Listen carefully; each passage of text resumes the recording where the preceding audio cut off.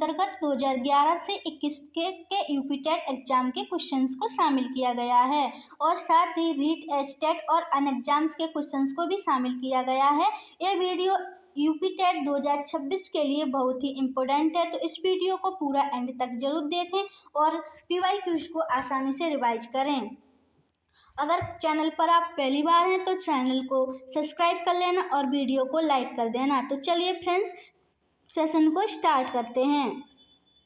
द्वितत्व सिद्धांत के प्रतिपादक कौन हैं? द्वितत्व सिद्धांत के प्रतिपादक कौन हैं? A. Spearman, B. James Drever, C. Halls, D. Wells. तो इसका राइट आंसर होगा फ्रेंड्स ए. स्पीयरमैन। द्वितत्व सिद्धांत स्पीयरमैन ने दिया है, जो कि स्पीयरमैन ब्रिटेन के प्रसिद्ध दार्शनिक थे।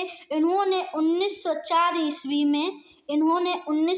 ईस्वी में यह समझने का प्रयास किया कि बुद्धि कितने कारकों और तत्वों से मिलकर बनी है और इन्होंने अपने अध्ययनों के आधार पर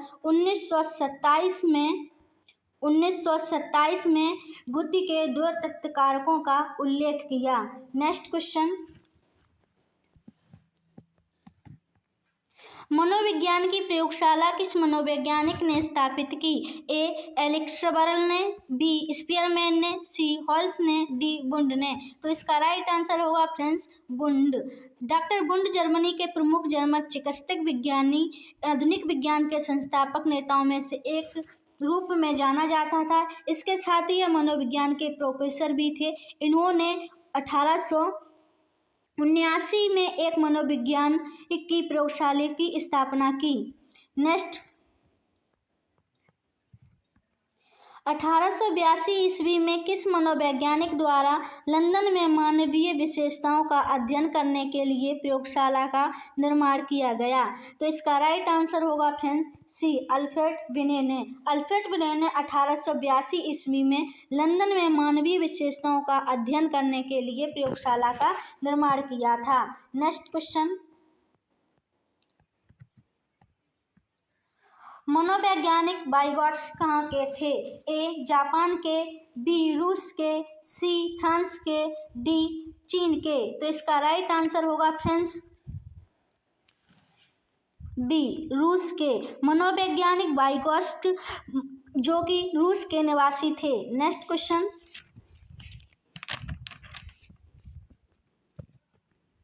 व्यवहारिक बुद्धि का अर्थ है कि बुद्धि संस्कृति का उत्पाद होती है। यह कथन किसका है?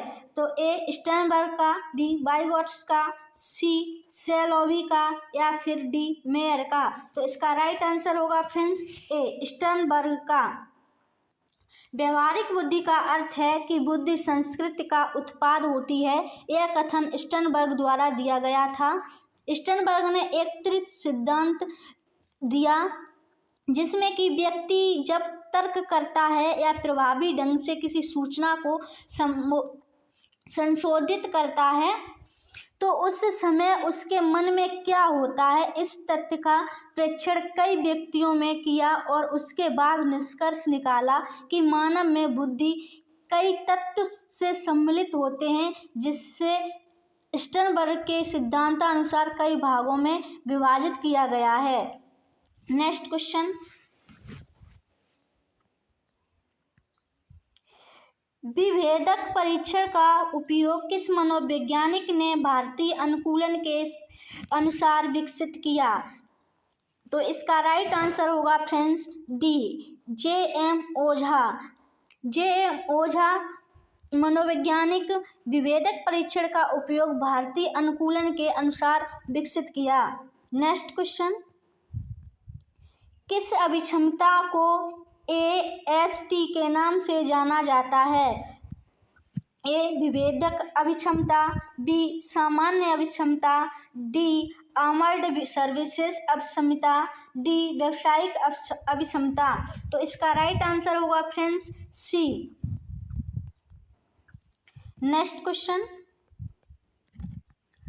प्रारंभ में आत्मा का प्रयोग किस शास्त्र में किया जाता था? ए. अर्थशास्त्र में, बी. दर्शन शास्त्र में, सी. समाजशास्त्र में, डी. शिक्षा शास्त्र में। तो इसका राइट आंसर होगा फ्रेंड्स बी दर्शन शास्त्र में। दर्शन शास्त्र वह ज्ञान है जो परम सत्य है और प्रकृति के सिद्धांतों और उनके कार्यों की विवेचना करता है। दर्शन शास्त्र सामाजिक चेतना के रूपों में से एक है, अतः दर्शन शास्त्र का संबंध आत्मा से है, जिसमें व्यक्ति के आत्मा का अध्ययन किया जाता है। नेक्स्ट क्वेश्चन, किसका अभिप्राय अपने व्यवहार को नियंत्रित करने से है? ए आत्मनियंत्रण, बी आत्म अनुदेश, सी आत्म प्रबलन, डी आत्म अभिव्यक्ति। तो इसका राइट आंसर होगा फ्रेंड्स ए आत्मनियंत्रण। आत्मनियंत्रण का अर्थ है आत्मा पर नियंत्रण, अर्थात अपनी इच्छाओं को नियंत्रण करना आत्मनियंत्रण है। अतः अपने व्यवहार को नियंत्रण करने के लिए उपयुक्त शब्द आत्मनियंत्रण है। नेक्स्ट क्वेश्चन, किसका तात्पर्य उन विशिष्ट तरीकों से है जिनके द्वारा व्यक्ति अपनी अनुभूतियों को व्यक्त करता है? ए आत्मनियंत्रण, बी आत्मनिरीक्षण, सी आत्मसम्मान, डी आत्म प्रबलन। तो इसका राइट आंसर होगा फ्रेंड्स डी आत्म प्रबलन। आत्म प्रबलन का तात्पर्य उन विशिष्ट तरीकों से है जिनके द्वारा व्यक्ति अपनी अनुभूतियों को व्यक्त करता है। नेक्स्ट क्वेश्चन, किस परीक्षण में 10 मस्तिष्क या स्याही धब्बे होते हैं? ए सोरसा परीक्षण, बी 16 PF, सी EPQ, डी MMPI। तो इसका राइट आंसर होगा फ्रेंड्स ए सोरसा परीक्षण। स्याही धब्बे परीक्षण को सोरसा ने किया था, इसलिए इसे सोरसा परीक्षण कहा जाता है। नेक्स्ट क्वेश्चन,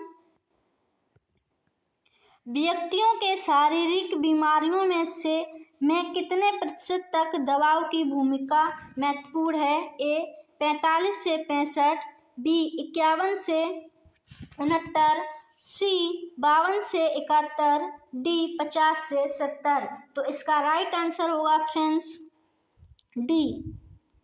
व्यक्तियों में शारीरिक बीमारियों में 50 से 70% तक दबाव की भूमिका होती है।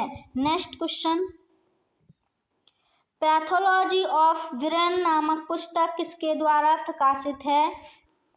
A Haller, B Philip, C Kraepelin, D Benjamin Rush.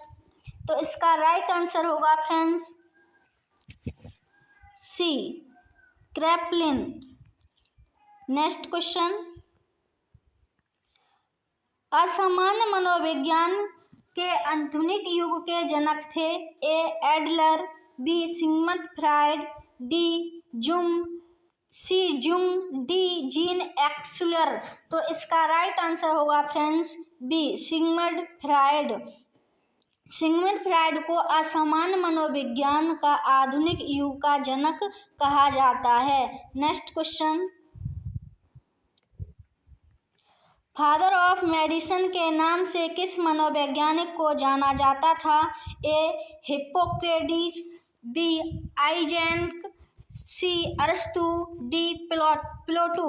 तो इसका राइट आंसर होगा फ्रेंड्स सी अरस्तु। अरस्तु को फादर्स ऑफ मेडिसिन के नाम से जाना जाता है। नेक्स्ट क्वेश्चन, सामूहिक पागलपन के परिणाम किस शताब्दी से किस शताब्दी तक मिले?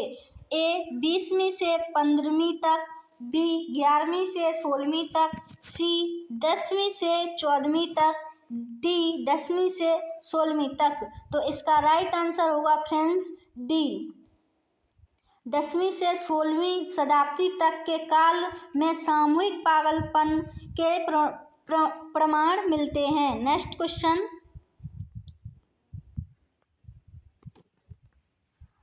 मनोस्नायु विकृति के रोग के लक्षण हैं? ए भय, बी आशंका, सी रोग, डी कष्ट।